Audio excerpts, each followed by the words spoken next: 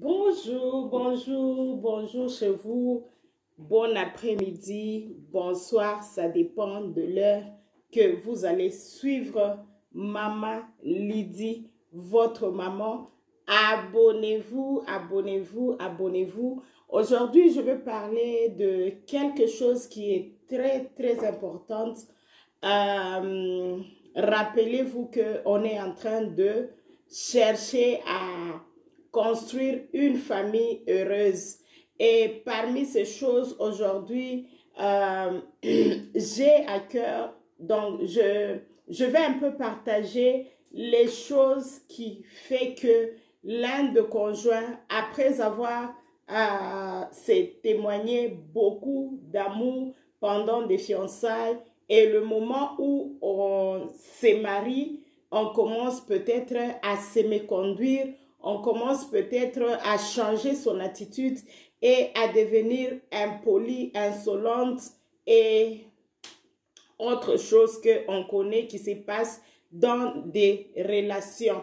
Pour moi, selon l'expérience que j'ai, moi je pense que très souvent, parce que j'aime beaucoup observer les relations, essayer de comprendre un peu qu'est-ce qui se passe. Les gens qui s'aimaient tellement, c'était beau à voir. Et maintenant, ils sont en train de s'insulter, ils sont en train de courir à gauche, à droite pour chercher les conseils. Qu'est-ce qui est arrivé? Très souvent, moi je me dis, il faut être très attentif. Moi, je pense que si tu es dans une relation, il faut être aussi un peu trop sentimental, tu vois. Donc, trop sensible, pas sentimental, trop sensible. Sensible dans quel sens? Dans le sens où tout peut-être, tous les reproches que l'un de conjoints donne, il ne faut pas seulement ignorer, parce qu'il y a de ces gens-là, ils ignorent vraiment, ils se disent, ah, Azalaka boy. Tu vois, Azalaka boy. On ne peut pas se plaindre si quelque chose ne nous fait pas mal.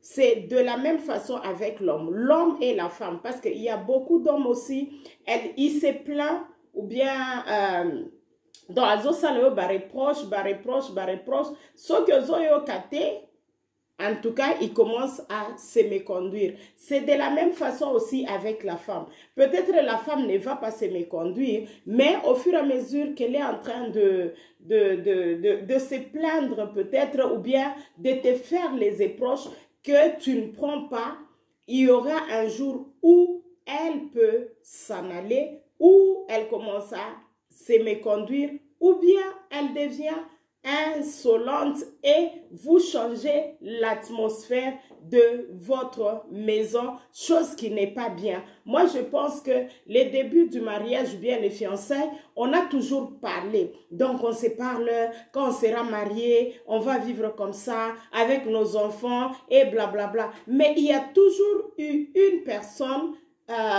qui n'arrive pas à respecter et l'autre commence à se plaindre. Moi, je pense que nous devons commencer parce qu'on accepte ce qu'on... donc, on accepte ce qu'on a, parce qu'on a toujours eu le temps de s'asseoir, de parler avant de s'engager. Et on s'engage à ça. Le commitment, donc les choses qu'on a parlé avant de dire oui, je m'engage à ça parce que tu m'as donné ce que j'ai toujours voulu dans ma vie. Et arrivé au le jour du mariage, quand on commence à vivre en tant que couple, tu changes. C'est ce qui fait très mal aux femmes. Je vais plus parler de femmes parce que je me tiens pour les femmes. C'est ce qui fait plus mal aux femmes. Elles commencent maintenant à se dire, yo, regarde, peut-être je pouvais épouser l'autre là, regarde ce qu'il est en train de me donner. Elles commencent à regretter, ce sont les choses qui amènent maintenant la nervosité, ce sont les choses qui amènent la dépression, ce sont les choses qui changent aussi même l'atmosphère dans la maison. Essayons de garder nos promesses. Si tu avais dit à ta femme que après le mariage, je vais aller étudier, va étudier. parce que elle a déjà les pitchas. Peut-être pour elle, elle voulait quelqu'un qui est licencié. Et toi, tu n'as qu'un diplôme ou bien tu as fait que 3 ans. Tu l'as promis que tu vas étudier. Il faut aller étudier parce que c'est ce qu'elle a dans sa tête. Elle veut qu'elle soit la femme d'un ingénieur. Elle veut qu'elle soit la femme d'un docteur. Elle veut qu'elle soit la femme d'un licencié. Et tu l'avais promis, il faut y arriver. Ou sinon, elle ne sera pas satisfaite. Si par exemple, toi aussi, de ton côté, ton monsieur t'avait dit, j'aime une femme qui fait les business, oh, j'aime une femme qui est indépendante, tu avais aussi promis que non, après le mariage, tu vas commencer à faire quelque chose, va le faire, car c'est ce qu'il veut. Il veut une femme indépendante, il veut une femme qui fait les business de façon que son income là, son argent de salaire, vous pouvez investir dans les business et être mieux. Hein? Et être mieux. Et je veux vraiment vous encourager. Tu vois, je suis prête pour mon boulot. Je suis prête. Je suis maman et je suis prête. Je travaille aussi. Ça fait du bien. Ça amène quelque chose de bien. Moi, je me dis, je ne sais pas comment est-ce que les gens comprennent leur vie, mais pour moi, tu vois, la vie là, tu sors le matin, tu vas travailler, même si tu y vas pour 3 heures du temps, c'est toujours bien. Et le retour, le soir, toi et ton partenaire, vous êtes en train de parler, comment était le travail? Et j'ai rencontré ça, j'ai vu ça. Et ça mène aussi quelque chose de bien. Ça mène aussi la vie dans votre relation. Vous ne devez pas seulement parler, l'eau, la chaise, les enfants et tout.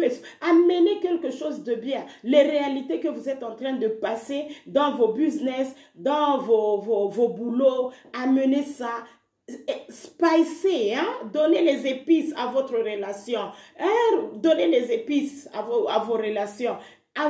Tu vois, suivre par exemple les news, parler de choses qui vont plus vous instruire que les choses de Tantine a dit et ma maman a dit et notre voisine a fait. Ça là, en tout cas, ce n'est pas le moment. Ça, c'est le moment des couples intellectuels, qui savent ce qu'ils sont en train de faire, qui savent où ils sont en train de partir. Please, si c'est votre cas, arrangez, essayez de respecter, rentrez encore derrière, essayez de respecter vos promesses. Et je sais que ça va vous aider. Parce que le combat que vous avez dans votre maison, c'est parce que tu n'as pas respecté les promesses que tu avais faites pendant les fiançailles. Je vous aime bien. Que mon Dieu bénisse votre maison.